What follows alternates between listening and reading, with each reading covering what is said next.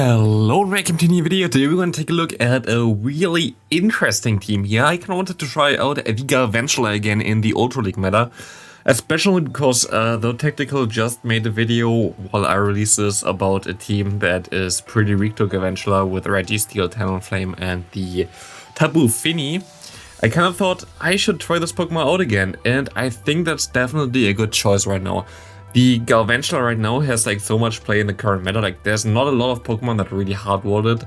G-Fizz kinda went missing after Registeel being just a better G-Fizz, to be honest, after the Zap Cannon addition to it. Also, G-Fizz is not as good anymore against, like, for example, Trevenant. I think Trevenant even wins against it, so like it kinda loses some more potential. And yeah, we're gonna play our Tapu Fini here in the back. We play our Swampert in the back as well. I had a team prior, which was the Galvantula, the G-Fizz, and the Swampert. I played this team for several seasons, worked out pretty well. I'm not sure how good it's still gonna be, but this team is also pretty weird that I play here right now. I have no idea how it worked, but I went on an 8-game win streak again with this team, which is kind of funny. The team that he saw most likely the day prior, actually, even though I played after this team, I went even with 10-0 at the current time, or maybe even further. I don't know, my games are done for today, so I have to see to next time. But you already know it anyway, because it's most likely gonna postpone it, because the other team worked even way better. But yeah, this team actually still worked, and I have no idea why. I most likely got a lot of good leads, but also if you think about it, this thing just has a lot of good matchups. I actually thought prior, by the way, if you need something, some more inspiration for the backline, of using a Snorlax and a Greedent, something like this, because you already have a decent-ish answer for fighting types in the lead with this Pokemon here. And the Snorlax is going to give you some coverage against Trevenant again, which is better than by backline. You see my backline is pretty weak against Trevenant, and my lead is also not as good. Still, this team worked, and still we beat some Trevenant as well, which was hilarious. But yeah, for example, if you don't have a good Swampert or good Tapu Fini, you can use Snorlax as a safe swap or Greedent as a safe swap. Both of them should work out pretty well, and Snorlax, I think, in the current meta is actually really good, because they are pretty safe, to be honest. Like, you have only fighting types you have to worry about, and that's basically it, and there are not that many fighting types. I think even Snorlax lead would be cool right now, maybe even a Shadow Snorlax lead right now. But I think I could build a Shadow Snorlax, but I don't really want to, so yeah, we're just gonna deal with this one right now here. We see the opponent going to the Talonflame. We can shield up this Flame Charge, which we shouldn't have shielded up, I guess, and my opponent just surrenders. Good game there. Galvantula against Jellicent, definitely a really decent matchup for us, as we would be able to win this, and we see a Nidoqueen coming in. And this is the thing which I love about Swampert. The Nidoqueen matchup is just so amazing. Like, Nidoqueen is usually a pretty safe swap unless you have Swampert in the back, and of course, as we have Swampert in the back, it's really good for us, and they're gonna shield this up, which is nice for us, as we can overfarm a little bit now. We're 2 moves over the energy we needed, and we can overfarm more, and we can now go for the charge move, win CMP here, and win the matchup with a shield advantage against the Tapu, against the Nidoqueen here. While we also see that we can still go for one Earthquake. Boom, this Jellicent gets low, and this is the thing in general. I think this team, the best Pokemon in this team is definitely Shadow Swampert. Shadow Swampert is still so amazing after all those seasons. It's insane. I think even against like Trevenant, you would 3-shot it or whatever with Hydro Cannon straight. Shadow Swampert is like really amazing. This game is already over. I'm just teasing my opponent here by going for some lunges, and I should swap out. Yeah, my opponent should surrender here anyway. Does he? No, he does not. My opponent decides to just go for some double debuffed and resisted foul plays against my fur type. Very nice. We see a Talonflame in the lead against us now. We're gonna be able to go for one Discharge. I actually go for the lunge. You should not go for the lunge here. The lunge doesn't make sense whatsoever, because Discharge he would still survive actually from this range, which is kind of sad, but Discharge would put him into a much shot down range, while you're gonna have to shield with your Swampert anyway if they don't throw immediately with the Flame Charge. So there's no real reason for you to go for the lunge. So like, if you have the matchup with the Talonflame in the lead against Galvantula, and you want to swap out afterwards anyway, because your backline is pretty decent against Talonflame, then always try to go for the Discharge and not for the lunge like I did here, because it does not make a difference for the lunge usually, because they either swap out anyway, or you have to shield the Brave Bird anyway, because Brave Bird does a ton of damage, and it's way not worth it, by the way, to go for the lunge there. Well, of course I did. I had success with it because my opponent shielded, but I had also times where my opponent didn't shield it. I don't know if that's also still in there. And like, it's just way better like this. We catch the move here, which is amazing, as we kind of had to do this in this current scenario. And we're going to be able to get to the move before they can get 2-1 Earthquake here, which is going to definitely KO us. But this is a decent spot for us, as we can go now into our Galvantula. And we hope that they don't swap out immediately, but they do, and they need only 2 moves to get to their charge move. Putting him there very low, giving him another boost in attack, and this is going to come down to the wire. But we can overfarm a lot, and we just gonna go for 1 Hydrocan here, winning us the game, I think, because I can go for another one against the Shadow Swampert from my opponent. And it's gonna be a good game. Very nice played by my opponent. I actually haven't played the Talonflame the entire Ultra League season so far, which is cool. Usually Talonflame is my favorite Pokemon, but it's also kinda lame, so I like to spice it up. My opponent makes an amazing catch here on the launch. He thought he would have caught like the discharge here, which is hilarious. We can get to another move before they can get to another move. And we're gonna go for 1 more quick move and then swap out into the Tapu Fini. You think, okay, that's kinda stupid, doesn't really make too much sense. You have no grass type against the water type, but you see how little Seed Bomb does, which is kinda nice, because Seed Bomb, no double debuff, not gonna be enough to KO us here. We can go for 1 Surf, which is also not gonna be enough to KO my opponent. And they can go for another move, which also not gonna be enough to KO us, but they can KO us before we can KO them. Which doesn't really matter, as we would be able to farm down with our Spooder anyway. We're gonna shield up this move, the Icicle Spear comes through, and we can go for the launch because they definitely gonna shield here. If I shield here, they shield here, and I will now be able to go for a hopeful sweep with my Swampert. Swampert still has to KO this Warren. I don't know how much energy they actually have here at this point of time. They still have to still have the Trevenant in the back, and I don't know yet what they have in the back. And you're gonna see it's gonna be a problematic one in the back, to be honest. As we're gonna go now for the Hydro Cannon, overfarming to 2 Hydro Cannons. Pretty nice from us and in general towards us, as we see my opponent gonna go into a Psychic type, which is gonna be the Mewtwo, and they try to swap onto our charge move, which didn't work out for them. And we can go for 1 Earthquake. Does this enough? It does put him into like a very low range. We can just barely get to the Hydrocan. This is enough to KO the Mewtwo. It is.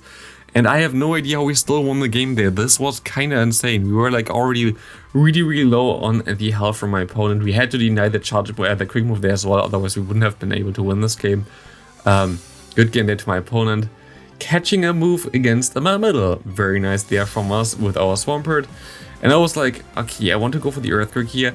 They go for the move. I'm gonna shield this up because I can go for 2 Hydro Cannons, get a shield and get some damage onto him, which should put him into a range for launch. Turns out they don't want to shield against me. They just don't like to shield against me, because now they're of course not gonna shield the next one. I think an Earthquake would have KO'd him there, or like nearly KO'd him there, because like Earthquake is a very strong step and also neutral, but I don't know why they don't like to like in general shoot against me. But now they shield the launch, which I don't really understand. We can overfarm a little bit, go for another launch, and this one gonna be able to definitely KO the opponent's Venusaur. We see the Melmetal coming back in. I'm gonna try to get him a little bit lower with the Volt Switch damage and the discharge coming through here, as I'm gonna be able to shield this move up here as well. And I'm gonna try to catch the next Rock Slide, I think, onto my Tapu Fini. They do not throw. They go into a Machamp. And we can go for 1 Surf here, which gonna get at least a lot of damage onto the Machamp. At this point of time, as long as we can get to 1 more move with our Tapu Fini, we're gonna be able to win this game. And we can get barely to another Surf before they get to the Rock Slide. And this gonna get the shield from my opponent, and this gonna put him very low. In fact, that low that I'm going to be able to farm down with our Galvantula, go for 1 discharge, winning us the game against this Melmetal, which would have been a pretty horrible lead there. And that's going to be a good game. Next up, we're going to have Galvantula against the Talonflame. Talonflame is definitely, yeah, again, the right play here is to go for the discharge. I think he's not going to let this... Yeah, he's not going to shield this. They know that they're going to swipe it. And I swap immediately, thinking this most likely is a Flame Charge, and it was, which allows us now to have a nice advantage here against my opponent, having the health advantage, like in general, like the health advantage on our Galvantula still. And yeah, general, we can just go for some Hydro Cannon here, and we should be able to go for this one. They're gonna shield and they throw at the same time. And now my game bugs a little bit, I think, because I swap out and I don't look how long the Spool stands still there. They go for 3 quick moves and I don't get my 3rd quick move through, which doesn't make sense at all. And this actually changes a lot, as you can see here, as my pawn now can catch onto the Talonflame, and this basically kills me the game, which is very nice. Of course, nice catch off my opponent there, and of course they cannot do anything about it, but 3 times 3 whereas 2 times 4 is not the same, where they could deny me really, and swapping out after a charge move usually doesn't cost a move or like a turn. So like yeah, game being the game again, very nice, but this gonna sadly cost us the game, as the Greedent still gonna have a move stored there and gonna go for the body slam. Good game there. And next up we're gonna have Galvantula against Giratina. Horrible lead for us. We're gonna go into our Swampert.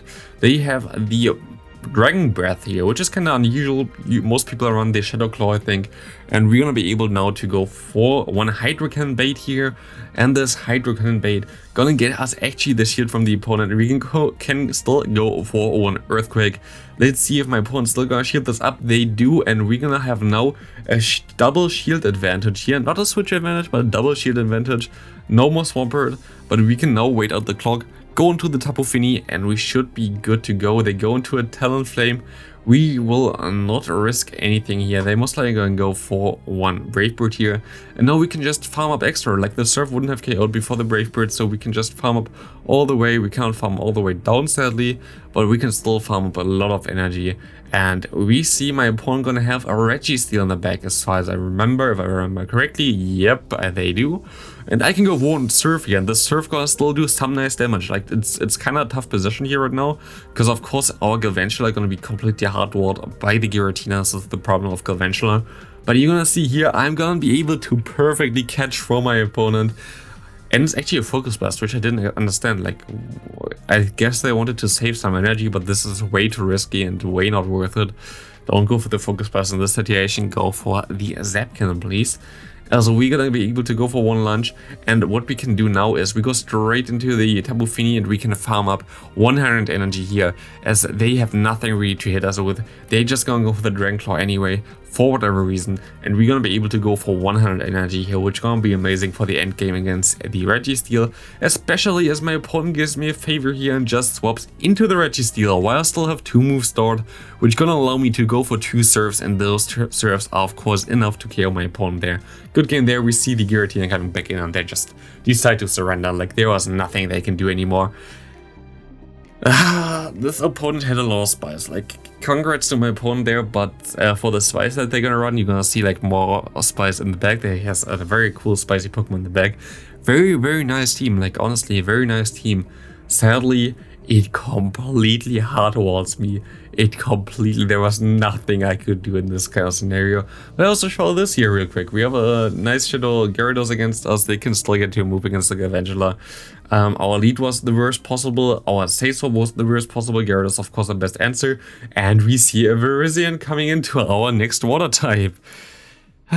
Isn't it amazing? It's just like, yeah. Those things just happen. Like, you will not find a single team that doesn't have a hard counter team against it somewhere. So, like, I'm not upset about this. It's just like, you know, like 20% maybe of your games you just are not able to win just because of the team comp itself. And yeah, it's just something you have to accept, which is normal, which is fine. We see the NiRiain here, which still doesn't really like to get earthquaked here, so I'm just gonna go for that immediately. Do they want to shield this up? They do want to shield this up, and I can go for another earthquake here, I think. I'm gonna shield this move up as well because I got an extra move through. I go for the earthquake gonna connect here. Do we get another shield from my opponent? Can I swap out? We're gonna get the shield. We can go into the discharge for this nice Spooder Boy. But it just barely misses out on the KO. We're gonna shield it up because we got an extra move through. And we know that we can go for some nice launch damage as we see the Tapu Fini approaching here. We can go for 1 discharge. Gonna put him very low already. Look how much damage the Wall Switch does. We force them to throw another move, which is gonna be amazing. They go for the Surf, and we have our Tapu Fini against the Tapu Fini that has no health left. So this is gonna be a good game. Thanks for watching. See you next video. Have a great day. Very interesting team, definitely worked out for whatever reason, very rarely, but yeah. I actually had a team prior, by the way, which went 0-5, which was also with Galvantula, which just didn't work, by the way. So if you wonder why my elo was a little bit lower in the beginning, but my elo is now higher anyway, as you see this around 4 days after I recorded. So yeah, that's going to be it for the video. Thanks for watching. See you next time. Have a great rest of your day. Bye.